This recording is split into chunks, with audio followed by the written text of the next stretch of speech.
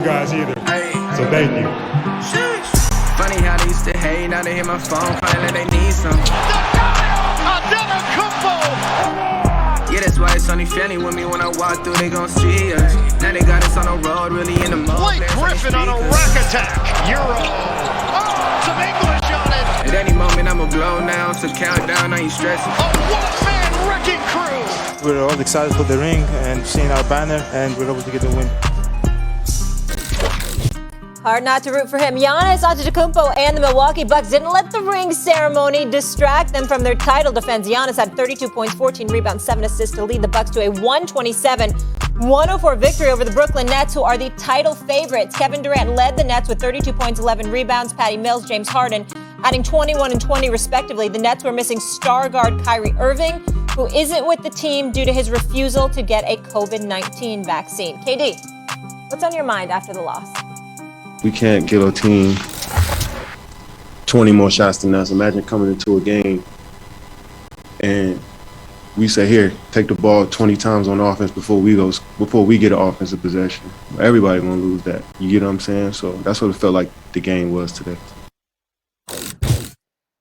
Okay, Jay Will, tell me this. Is this more about Kyrie's absence or Milwaukee? Well, I think last night's game was about Milwaukee. Milwaukee punished them on the boards. You just heard KD talk about this. They gave up a countless number of offensive rebounds. I think Kyrie being on the floor would mask a lot of those issues for the Brooklyn Nets. But don't get things twisted at all. The Brooklyn Nets can still win the Eastern Conference with just Kevin Durant and James Harden. James Harden did not have a good game last night. Joe Harris. Second half. We're still looking for Joe Harris from last year when he shrunk when they got there, right, against Milwaukee. So Joe Harris still needs to shoot the ball well. And the big question, Stephen A., everybody talked about how loaded and the depth that they had on their bench. Paul Millsap and LaMarcus Aldridge didn't look like they belonged on the floor last night. That's true. So Patty Mills played well, but those questions around their depth are things that they need to address. Once again, not going to blow things out of proportion against the defending champs, a team in which everybody understood their roles. They know who they are.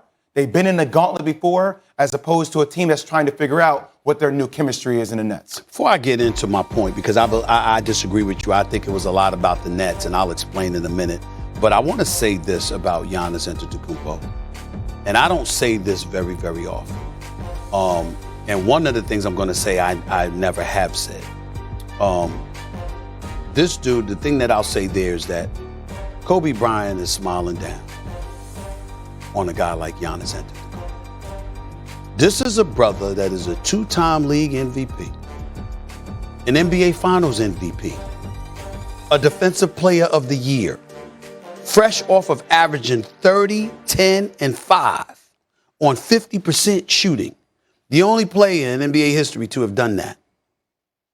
And this brother's playing like, I have nothing.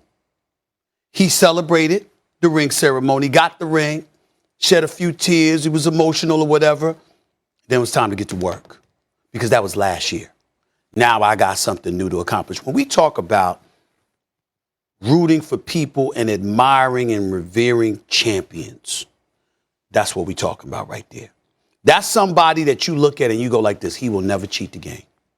To me, that's the immigrant mentality. Yes, I'm just saying. My father said that to me one time. He's like, you think you work hard, you don't know the immigrant mentality. Yeah. You don't know what it's like. Yeah. It's a different mindset. It's a different mindset, and he has it. Yeah. Clearly, Kyrie doesn't. And that's where I'm going. Because let me be very, very clear. Let me be very, very clear. When I say that Kyrie Irving doesn't want to work, I don't mean lazy. I don't mean that. I don't mean he's not working hard. I don't mean he's not working on this game. By the way, people making noise about him video and, the playing the football or whatever. No, it was a bad optics, but I don't care. I mean, please, whatever. Get in shape. Do whatever you got to do to get in shape. I know that Kyrie Irving is going to be in shape, ready to ball and all of this other stuff. What I mean is he wants to do what he wants to do, when he wants to do it, on his clock. Remember, according to Kyrie Irving, they didn't need a coach. Ain't need coach. I never forgot that, Jay. Steve, that don't matter who the coach is.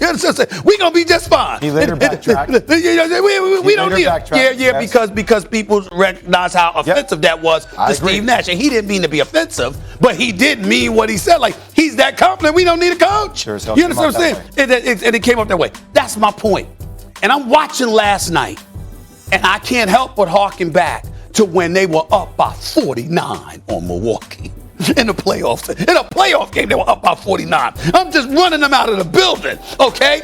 And if Kyrie doesn't get hurt, we might have never seen Giannis drop 50 in a closeout game 6 in the NBA Finals. Kyrie is that special of a talent. And I'm sitting there looking at them last night, and I'm like, damn. All this noise has been going on all of these weeks leading into game 1. I'm looking at Harden with a strong first half, not a strong second half. You pointed out how Joe Harris couldn't be found. Blake Griffin, he played 22 minutes, only had 6 points. LaMarcus Aldridge and Paul Millsap didn't be there. But Patty Mills, 7 for 7 from three-point range. Lighten it up. Yep. Off the bench, 21 points, 7 for 7 from three-point range. When Harden couldn't get anything going in the second half. If Kyrie was there, you stopping both of them? You ain't stopping both of them. Somebody gonna put on a show. Somebody gonna help KD out, okay? And if it wasn't Harden, it would have been Kyrie. So I guess it's the first game of the season. It's no big deal or whatever. But all I'm saying is bringing up Kyrie is that I found myself looking at them and I'm like, damn. What if? What if? If Kyrie were there, it wouldn't have been lopsided. It wouldn't have been like this. Now, everybody gonna talk about you ain't gonna stop Giannis. So what? So what? You ain't stopping KD either. Okay? KD gonna get his. But in the end, Giannis got help. He got a team that's locked in, on the same page as him, focused, no ulterior motives, no different agenda. It's one. And they're all aligned together, and they follow his lead. And that is the difference that you see in the Milwaukee Bucks compared to the Brooklyn Nets last night. When you say follow his lead, what do you mean? I'm just saying. I know, but give me another layer. He's the leader of the team. I just feel like you're talking about a different time. Mm-hmm. I think everybody will follow Kevin Durant's lead, but this has nothing to do with Kevin Durant's lead. I agree with you. This narrative is always going to follow the Brooklyn Nets, Stephen A. Okay. We're always going to wonder, what if? Mm-hmm. But when you start saying, like, everybody's on the same page and everybody follows the lead of Giannis, and this is why this team is great, I'm like, well, this is an unprecedented issue. Like, Kyrie would follow the lead of Kevin Durant if he were not put where he had to make a decision like that, where it was mandated. How do you think fans are looking? And you can even go back to Ben Simmons. How do you think fans are looking at Ben Simmons, getting paid millions of dollars a year and not choosing to be out